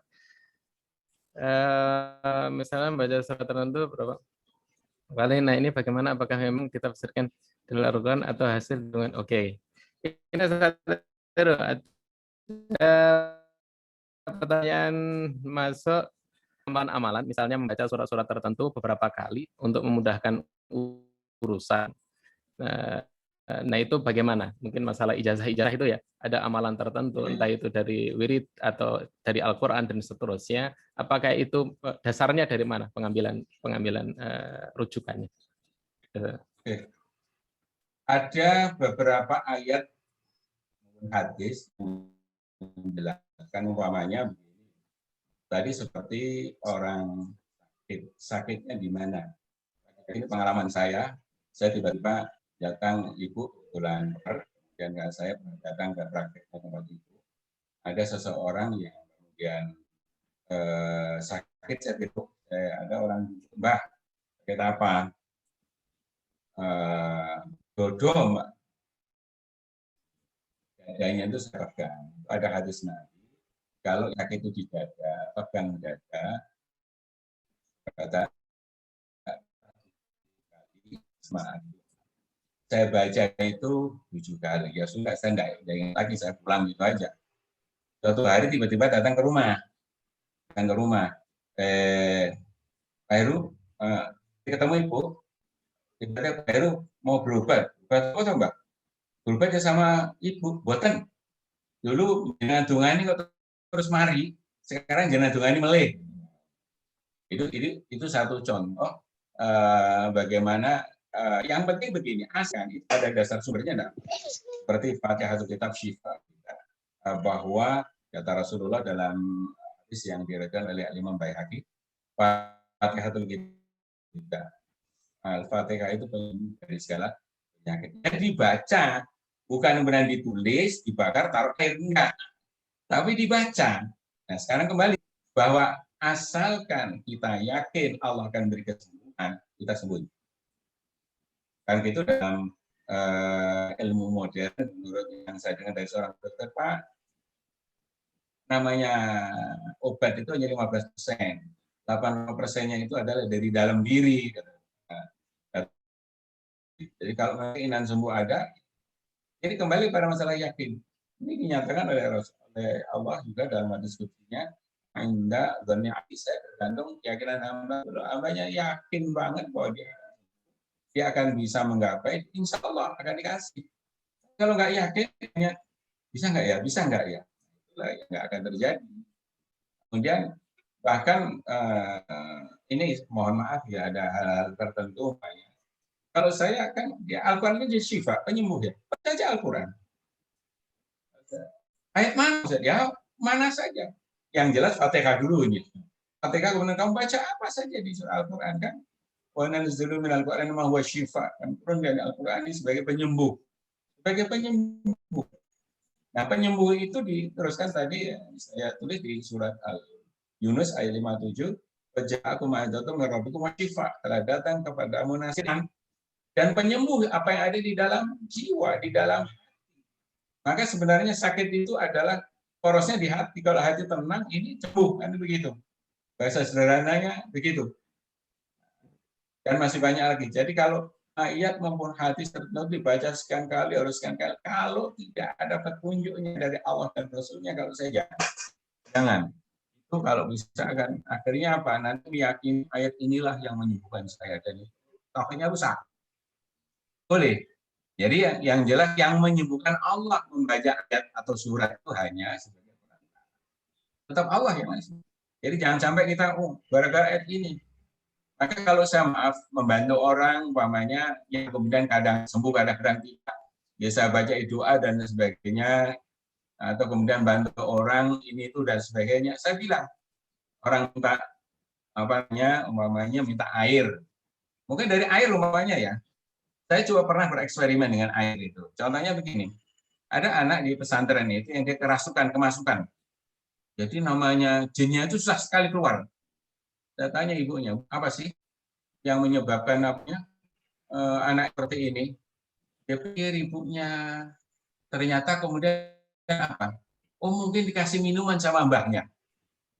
Saya coba eksperimen. Gini aja deh. Ayo saya panggil bagian pengasuhan itu, kita taruh air di depan kami, beberapa orang itu, ayo kita baca ayat-ayat ruqyah. Mungkin ini bisa akan menyembuhkan. Nanti kita minumkan. Kita baca ayat-ayat ruqyah, kemudian ruqyah yang dari Rasulullah itu, kemudian air ini kita minumkan. Setelah kita minumkan, lama-lama kemudian kena gitarnya. Saya, Bunda, senangnya bundanya luar biasa. Ini eksperimen yang pernah saya coba lakukan bersama ustadzah-ustadzah yang ada di Kamus Putri. Contohnya begitu.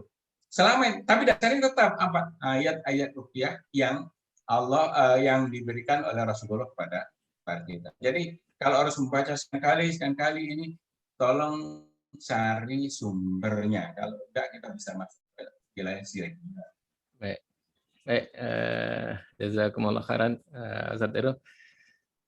Kata kuncinya adalah cari sumbernya. Sepanjang ada sumbernya, keyakinan itu bisa dipertahankan untuk bersih. Tapi kalau sumbernya bisa dirasuki setan dalam tanda petik, bisa kesirikan karena membaca sesuatu kebetulan sembuh terus mempercayai kesembuhan itu berasal dari sesuatu itu bahayanya.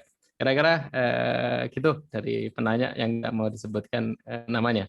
Tapi ada lagi satu feedback, Ustaz Heru. Misalnya kita di teknik itu kita melihat dari kadang-kadang kita tidak melihat dari agama dulu, tapi kita melihat memang dari gejala dulu. Misalnya begini ya, kita di informatika. Di informatika itu ketika membuat sesuatu, mengimplementasikan teknologi sesuatu dan seterusnya. Yang penting apa yang kita bikin itu secepat mungkin bermanfaat dan menang bersaing. Memberikan kemudahan, efektivitas, efisiensi dan seterusnya. Sehingga kadang-kadang kita itu lupa bahwa apa yang kita lakukan itu harus berdasar ke keyakinan kita. Kita kemudian terus nyemplung ke kita bikin aplikasi perbankan, di sana ada riba. Kita aplikasi koperasi yang non syariah, di sana juga ada riba. Ternyata kita bikin aplikasi yang kredit, misalnya sekarang ya payment gateway kalau di informatika itu, yang di payment gateway itu ada juga sistem kreditnya yang di situ juga ada biaya. Nah, kita itu ketika mengembangkan itu, orang-orang engineer gimana caranya menang bersaing cepat, meningkatkan efektivitas, efisiensi, dan seterusnya itu. Kadang-kadang kita lupa dengan dasar-dasar Al-Qur'annya. Sebenarnya ini kan mesti cepat-cepatan itu. Di satu sisi memang kita mesti bersaing di teknologi, tapi di sisi lain apapun yang kita lakukan harus berdasar ke syariat tadi, sehingga bersih akidah kita. Nah, godaan-godaan itu agak sulit mungkin di teman-teman engineer. Kalau ada saran barangkali Ustaz Heru agar supaya kita cepat memahami apa yang kita lakukan itu, ini kayaknya meragukan, tinggalkan. Ini kayaknya betul, kita carinya di mana dan seterusnya. Kira-kira gimana, Ustaz? Kalau saya begini, agama itu bawa kemanapun kita berada. Agama, Allah itu kita bawa kemanapun kita berada. Di dalam dunia apapun. Di dunia sosial, politik, tetap. Jangan sampai agama itu diparkir untuk satu hal. Yang kedua, katakanlah umpamanya, apakah nuklir itu membahayakan atau tidak? Iya. Tapi sisi lain bisa untuk listrik, bisa untuk pengobatan. Jadi kalau udah begitu kan kembali kepada manusianya. Bagaimana manusia itu mengaplikasikan sesuatu itu pada wilayah syariah atau wilayah justru yang keluar dari syariah. Maka di sini kalau saya perlunya maaf ini kepada antum, umpamanya di informatika itu, tolong masalah halal haram itu dipelajari. Halal haram itu dipelajari. Jadi ketika halal haram itu sudah kita pelajari, mana yang boleh, mana yang tidak boleh, itu sesuatu yang Allah sudah berikan juga lewat Rasulnya, juga dimulai para ulama-ulama. Dan bahkan kalau saya juga sarankan, usahakan setiap hari kita punya wudhu. Karena wudhu itu mensucikan hati nurani kita. Jadi kalau kita pada saat kita bekerja, pada saat kita mengajar, pada saat kita meneliti, membahas dan sebagainya, ketika kita wudhu atau mungkin kita punya sholat sebelumnya, sholat hajat, mohon ya Allah, kalaulah ilmu yang saya pelajari, yang saya ini tidak bermanfaat bagiku dan orang lain, ya Allah, tolong saya jangan difahamkan, buang dari saya, umpamanya. Jadi hal-hal itu jangan sampai kita jauhi. Bahkan kalau kita kembali kepada Imam Bukhari, semua perbuatan Imam Bukhari, pekerjaan, bahkan hadis yang ditulis, selalu diawali dengan 2 sholat istighfar. Setiap hadis yang ditulis 2 rakaat. Jadi makanya beliau tulisnya sampai 16 tahun. Sahih Bukhari yang bukunya 7.774 hadis itu ya. Itu yang beliau hafal 1 juta hadis itu, diringkas menjadi sekian itu memerlukan waktu 16 tahun. Karena memang kebersihan hati, kemudian ini dan sebagainya selalu dilakukan. Nah, kemudian tadi yang penting agama ini mari kita bawa kemana saja. Kalau kita merasa agama kita kurang, ayo di kiri kanan kita, di samping tempat kerja kita, apa sih kita ini? Mungkin di sini ada, umpamanya ada buku tentang bahwa hidup kita ini tidak sampai di sini, tetapi Allah lah tujuan kita. Ini ada buku syariahnya, ini ada bagaimana akhlaknya. Saya pikir semua kehidupan itu memerlukan 3 hal. 1 akidah, syariah itu cara hidup bagaimana. Nah, kemudian yang ketiga adalah semua kegiatan hidup itu harus ada akhlak. Katakanlah dalam ekonomi, nggak boleh kita kemudian ngantem sana ngantem sini demi untuk keuntungannya lebih besar. Itu akhlaknya nggak ada. Nah, kita dalam dunia internasional aja kita harus saling menghormati. Bagaimana kita bersaing kemudian dengan mematikan pesaing demi keuntungan ini dan sebagainya? Enggak. Tapi harus kita kata kunci di dalam otak kita. Allah yang ngasih rezeki. Allah yang ngasih rezeki. Jangan ini nanti kita terlambat, nanti dan sebagainya. Tapi pertimbangan agama akhirnya dihilangkan. Lupa bahwa yang ngasih rezeki itu adalah Allah. Yang ngasih rezeki bukan aplikasi tadi. Yang ngasih rezeki bukan teorinya. Yang ngasih rezeki bukan teori yang baru dibangun. Enggak. Aplikasi yang dibuat tidak. Tapi Allah. Aplikasi sebagus apapun kalau Allah tidak menghendaki, nggak jalan. Maka ini perlu dibersihkan. Nah, di aplikasi tadi akidahnya diresiki ini. Kemudian diarahkan kepada hal-hal yang bersifat agama, petunjuk dari Allah Subhanahu wa taala. Kembali tadi tafsir ya, petunjuk. Jadi kan petunjuk dalam. Terima kasih. Jazakallah Ustaz Heru. Baik, sebelum satu lagi, saya berharap ada lagi, sudah ada 3 pertanyaan tadi. Dari Bapak Ibu sekalian, open mic, dipersilakan. Ini dari Ustaz Ari, masuk lagi. Salam Ustaz Heru, perkenalkan saya Pak Ari Sujarwo. Kita memahami bahwa Islam adalah solusi. Aku kangen karo suaranya Pak Jarwo. Ngomong langsung, weh. Jadi mohon izin Ustaz. Ya, selamat kenal Pak Heru, mohon izin. Saya tidak menyalakan kamera aja. Kita sama-sama paham ya dari banyak kajian, dari penjelasan Pak Heru juga banyak inspirasi muncul dari Islam ya, kemudian banyak Allah memberikan janji yang alhamdulillah kemudian satu persatu terimplementasi gitu ya. Contoh misalnya tentang Romawi Timur, Romawi Barat dan lain sebagainya itu.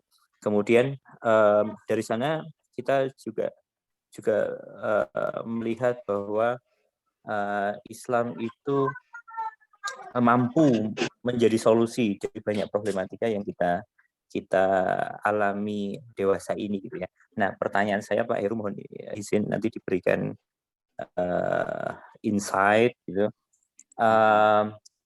Bagaimana meyakinkan masyarakat kita bahwa Islam itu mampu loh sebagai solusi di tengah kemudian maraknya Islamofobia hari ini yang kemudian orang takut akan berislam gitu. Padahal kita sama-sama tahu bahwa solusinya itu ada di situ, inspirasi ada di situ, berkah Allah ada di situ. Matur nuwun.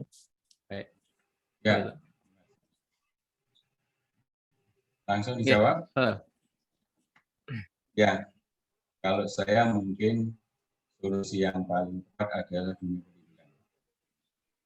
Karena kalau kita hanya sebatas semuanya menyampaikan sebatas ini dan sebagainya, dakwah sesaat itu mungkin tidak bisa kena. Tapi kalau dunia pendidikan itu kan diajarkan terus diulangi berkali-kali dan sebagainya, bahkan wilayah-wilayah seperti umpamanya ini kawan-kawan teman-teman yang kemudian lewat tarbiyah itu masyarakat umpamanya, pendekatan-pendekatan itu terus-menerus harus dilakukan. Yang kedua mungkin bentuknya adalah kaderisasi, baik itu dari teman-teman yang punya lembaga-lembaga atau pesantren atau lembaga apa saja, ini terus-menerus. Karena apa? Antara hak dan batil itu sampai yaumil qiyamah tidak akan pernah berhenti. Yang namanya namanya Islam itu bahkan semenjak jauh hari sebelum Nabi kita lahir, istilahnya fobia kepada tauhid itu ya sangat luar biasa. Kalau Ashabul Kahfi itu bagaimana di Kiamu, bagaimana Romawi yang menguasai wilayah-wilayah sekitar Arab dan sebagainya, yang bagaimana menjadikan patung-patung mereka itu adalah jangan lupa. Bagaimana ketika Nabi Ibrahim berdakwah dan sebagainya, bagaimana yang fobia dengan tauhidnya Nabi Ibrahim, sampai beliau dibakar umpamanya, kemudian beliau harus pergi ke Palestina atau lain dan sebagainya. Jadi memang kalau saya dunia pendidikan, baik dunia pendidikan sesaat, dunia pendidikan yang terus-menerus. Dan sekali lagi itu tidak mudah. Sekali lagi itu tidak mudah. Karena sekali lagi ketika kita sudah mulai terbangun, katakanlah mungkin panjenengan masih ingat ya, ketika NU Muhammadiyah itu mulai menyatu ya, bahkan ada pengajian Muhammadiyah NU menyatu dan sebagainya. Yang terjadi apa? Bagaimana kemudian akhirnya Gus Dur dilengsarkan, pecah lagi Muhammadiyah. Kenapa? Memang musuh Islam tidak menghendaki Islam bersatu. Islam bersatu. Coba sekarang, kenapa Indonesia dan negara-negara yang mayoritas Muslim selalu dirusui? Selalu dirusui. Karena sekali ketika ini terjadi, maka sekali lagi musuh yang paling utama itu sebenarnya kalau di Quran disebut lantarto anjal Yahud wala Nasr hatta tadamina. Yahudi dan Nasrani akan rela kepada kamu sehingga engkau mengikuti milah agama mereka, cara-cara itu. Ini yang terus merusui. Maka diciptakanlah sesuatu yang bagaimana Islamophobia. Kita tahu umpamanya Nurholis Majid sampai yang tidak tahu dulu orang intelektual muda, bahkan di Nasir muda, akhirnya bagaimana dimatikan kreativitasnya, dicekoi otaknya, akhirnya dikirim. Bahkan saat itu dia kemudian didapat beasiswa dari Al-Azhar, tidak diambil. Dulu ketika dapat beasiswa dari Amerika, dia pulang dari Amerika, otaknya sudah berbeda lagi. Dan banyak intelektual Muslim itu yang kemudian dirusak sedemikian. Nah, ini kita bangun, ini yang rusak. Ini kita bangun, sekarang tinggal kuat-kuatan, dan satu aja, harus ada satu keyakinan dari bahwa Faja'al haqqu wa zaqal batil. Itu kalau datang batil itu akan, meskipun batil itu akan nyinggir itu pelan-pelan, itu lama-lama akan nyata. Sekarang orang bicara begini-gini, akhirnya lama-lama meyakini, lama-lama. Tapi sekali lagi proses pendidikan ini, proses pemberian kepada dakwah ini jangan berhenti. Seperti kata sumpahnya Abduh tadi, saya sampaikan tadi, jangan berhenti. Kemanapun, pokoknya tetap mengajak orang, paling tidak kalau tidak bisa ngomong, memberi contoh aja. Berpakaian baik, suka menolong, dan sebagainya. Apa nih? Kalau saya bicara FPI sedemikian rupa, orang bagaimana lihat ketika gempa di mana-mana, orang pertama yang datang membantu dan sebagainya. Orang akhirnya kagum sendiri begitu. Tarbiyahnya kayak apa, pendidikannya kayak apa dan sebagainya. Maka dari diri kita dalam bahasa Quran itu ku anfusa, jagalah diri dan keluargamu dari api neraka. Maka kita didik diri kita didik keluarga yang kecil kita di rumah, ahliku, dan kemudian kita didik masyarakat pelan-pelan. Karena ini nanti akan terus ngantemi kita.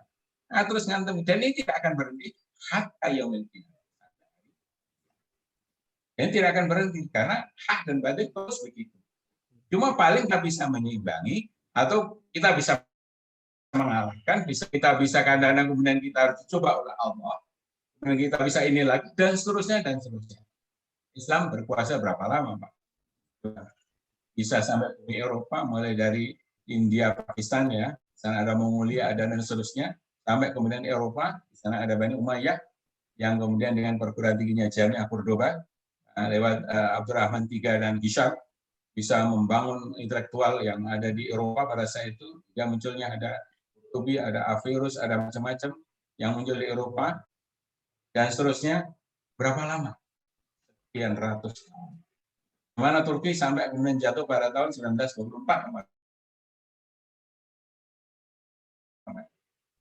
Jadi terus namanya hak dan batil itu terus. Bagaimana Said Nursi, dia harus berhadapan dengan penguasa, dia harus lari, tapi ide-idenya tidak bisa. Akhirnya Turki sekarang dengan luar. Jadi saya pikir itu terus-menerus jangan sampai berhenti kita. Kita yakin aja pada Allah. Kalau sekarang Allah belum kasih, kita bersabar. Iman kan hanya dua, ya dah. Nah, kalau syukur dan sabar. Terima kasih, Ustaz Heru. Pak Jarwo. Terima kasih Ustaz Heru, matur nuwun. Sama. Baik, ada beberapa tadi yang saya catat dari apa yang disampaikan Ustaz Heru. Pertama, sampaikan berulang-ulang karena memang berulang, pendidikan itu memang berulang-ulang. Kaderisasi, memperkuat kelembagaan, sama keyakinan bahwa yang hak itu akan bisa menyingkirkan yang batil meskipun pelan. Dan sampai dengan akhir hayat, hak dan batil itu akan terus beriringan. Baik, Bapak Ibu sekalian dan Ustadz Heru, alhamdulillahirrahmanirrahim, sudah jam 11.37, berdasarkan jadwal memang sampai jam 11:30. Terima kasih sekali antusiasnya teman-teman sekalian, Bapak Ibu dari luar prodi, ada Pak Faisal, terima kasih, ada Pak Insinyur Abdul Malik, terima kasih, dan Bapak Ibu dosen karyawan jurusan informatika. Mudah-mudahan apa yang disampaikan tadi Ustadz Heru memberikan banyak insight dari kita. Sebenarnya di akhir-akhir tadi Ustadz Heru ketika cerita tentang semangat untuk bertempur antara yang hak melawan yang batil, meskipun yang batil itu mundurnya pelan-pelan, semangat itu mesti tinggi. Itu saya ingat sekali ketika Ustadz cerita masuk Afghanistan, karena waktu di Pakistan dulu di zaman perang ya, Afghanistan lawan Soviet waktu itu, dan bagaimana semangatnya para pejuang itu betul-betul itu kan yang hak dan yang batil itu kan jelas-jelas ada di depan mata, dan memang bentuknya peluru. Terkait dengan ilmu, terkait dengan para ulama, terkait dengan luar biasa itu dari bumi Pakistan, banyak sekali insight yang barangkali suatu saat kita akan lanjutkan pembahasan tentang giroh ya, semangat bagaimana yang hak itu bisa menggeser yang batil, belajar dari apa yang dilakukan oleh para pejuang dan para mujahid yang ada di medan pertempuran. Karena Ustadz pernah di medan pertempuran Afgan itu sempat masuk ya, Ustadz Dery? Enggak masuk. Sudah masuk. Pulang kan? Oh, enggak. Akhirnya ditarik pulang. Baik, barangkali suatu saat kita akan bisa perpanjang bagaimana semangat kita yang hak itu bisa menggeser yang batil. Baik, Bapak Ibu sekalian, sebelum kita akhiri pertemuan hari ini, ada beberapa barangkali saya mau membacakan rangkumannya tapi nggak berani karena padat ya. Saya khawatir malah membiaskan apa yang tadi disampaikan Ustadz Heru. Saya yakin apa yang disampaikan di antara kita menerimanya juga akan berbeda-beda tergantung kecenderungan dan background kita masing-masing. Tapi dinamika ini tetap kita jaga di informatika untuk terus berdialog.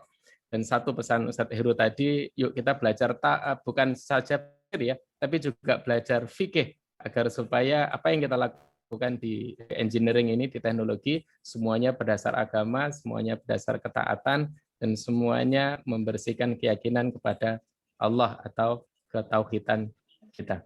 Baik, Ustadz Heru, terima kasih sekali atas waktunya. Mudah-mudahan Allah memberikan balasan yang terbaik. Kemudian